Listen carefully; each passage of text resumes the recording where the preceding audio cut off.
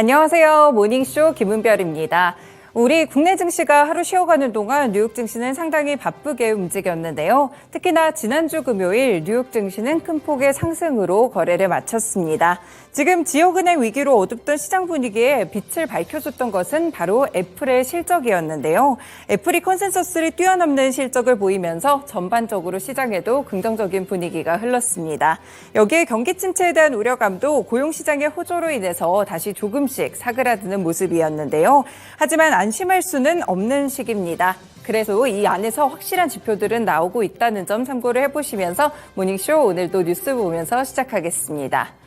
네, 오늘 첫 번째 소식부터 보겠습니다. 지금 애플이 이번에 상당히 긍정적인 실적을 냈는데요. 1분기 컨센서스를 상회하는 실적을 기록했습니다. 1분기 실적이 좀 최대로 나왔는데 바로 티핑 포인트다라고 이렇게 또 분석을 해줬는데요. 일단 애플 1분기 매출액을 좀 살펴보시면요. 948억 4천만 달러를 기록하게 됐습니다. 인도가 포함된 아시아와 태평양 지역에서 상당히 매출이 급증하는 모습들이 나왔고요. 결국에는 애플의 후실적으로 이어지는 모습이었습니다. 순이익은 241억 6천만 달러를 기록하게 되면서 한화로는 32조 원 정도였는데요. 결국에 이렇게 시장의 예상치를 넘어서는 애플의 실적의 이유를 들여다보자면 아이폰의 판매가 상당히 좋았습니다. 아이폰의 매출액은 513억 3천만 달러로 예상치였던 488억 4천만 달러를 굉장히 큰 폭으로 웃도는 모습이었는데요. 하지만 노트북과 PC의 매출은 예상치보다 9%가량 줄어들었고요. 아이패드 매출은 시장 예상치에 부합하는 정도로 나왔습니다. 결국에는 아이폰이 인도에서 잘 팔렸다. 이 포인트가 바로 애플의 컨센서스를 상회하는 실적을 만들어냈습니다. 팀쿡 CEO는 CNBC와 인터뷰를 했는데 일단 대량 해고에 대해서도 한마디를 했는데요. 일단은 최후의 수단으로 생각하고 있다면서 현재로서는 고려하지 않고 있다라고 이야기를 한 것이 긍정적인 포인트로 나오기도 했었고요. 여기에 900억 달러 규모의 자사주 매입 계획도 함께 발표했습니다. 애플은 매 1분기마다 자사주 매입 계획을 현재 발표하고 있는 상황인데요. 올해도 지난해와 같은 규모 수준의 자사주를 매입하겠다고 밝혔습니다. 이렇게 애플의 후실적과 더불어 빅테크 그리고 나스닥까지 끌어올렸던 애플의 그런 실적까지 함께 전해드렸습니다. 네, 두 번째 소식도 함께 보시죠. 지금 미국에서 중요한 것은 디폴트 가능성입니다. 제닛 옐런 미국 재무장관이 계속해서 이 디폴트 가능성을 언급하게 되면서 정부에 압박을 하고 있는 상황인데요. 특별 조치가 바닥이 났다면서 결국에 부채 한도를 높여야 된다라는 부분에 상당한 압박을 주고 있습니다. 제닛 옐런 장관은 7일 ABC 방송에 출연했는데요. 우리는 지금 몇 달 동안 특별 조치를 취하고 있는데 그렇게 할 수 있는 능력이 바닥나고 있다라고 설명을 했습니다. 의회가 부채 한도를 올리지 않는 한 6월 초에는 우리가 청구서를 지불할 수 없는 날이 올 것이라며 공화당을 압박하는 모습이었는데요. 지금 조 바이든 대통령과 이 공화당 측의 대표는 함께 9일 정도의 회동을 할 가능성이 짚어지고 있습니다.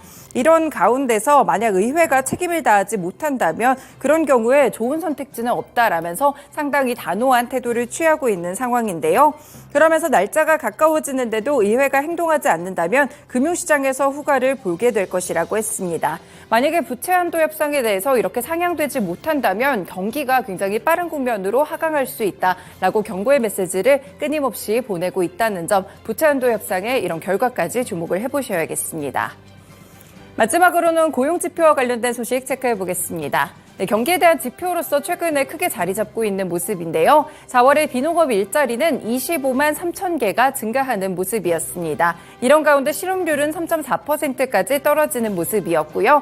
고용에 대한 지표들 조금 더 자세하게 전해드리면요. 지난달 비농업 일자리는 25만 3천 개가 증가를 했고요. 전문가 전망치로는 18만 개 정도가 증가할 것이다라고 봤기 때문에 컨센서스를 충분하게 웃도는 수준을 기록했습니다. 업종별로 보시면 전문 사무 서비스, 보건 의료, 레저 접객업 순으로 일자리가 상당히 많이 늘었고요. 무엇보다 금융업에도 또 시선이 쏠렸었죠. 지역은행 파산 사태가 일어나게 되면서 은행 쪽 일자리가 줄지 않을까 이런 우려감들이 있었는데 결국 금융업 또한 일자리가 2만 3천 개 증가하는 모습이었습니다. 실업률 3.4% 증가한 부분은 전월보다 낮아진 것이고요. 시장 전망치를 하회했습니다. 일단 지난달 실업률은 지난 1969년 이후 54년 만에 최저치를 함께 기록하는 모습이었습니다. 한 가지 더 보시면 평균 임금에 대한 부분들도 보셔야 될 것 같은데요. 평균 임금 역시나 4.4% 정도 오르게 되면서 전망치를 하회하는 모습들이 나왔습니다. 다시 한번 오름폭을 키우는 모습이었는데요. 일단은 지난 1년간 급격한 금리 인상과 3월부터 본격화한 중소규모 지역은행들의 연쇄 위기, 그리고 경기 침체가 이렇게 강화되는 상황 속에서도 노동시장은 견고하다는 점들이 이를 통해서 드러났습니다. 결국에는 연준이 이런 고용 지표들을 보고 또다시 어떤 스탠스를 취하게 될지가 관건이 되겠습니다. 네, 이렇게 고용 지표까지 세 가지 소식들 아침에 체크해봤습니다. 모닝쇼 본격적으로 출발합니다.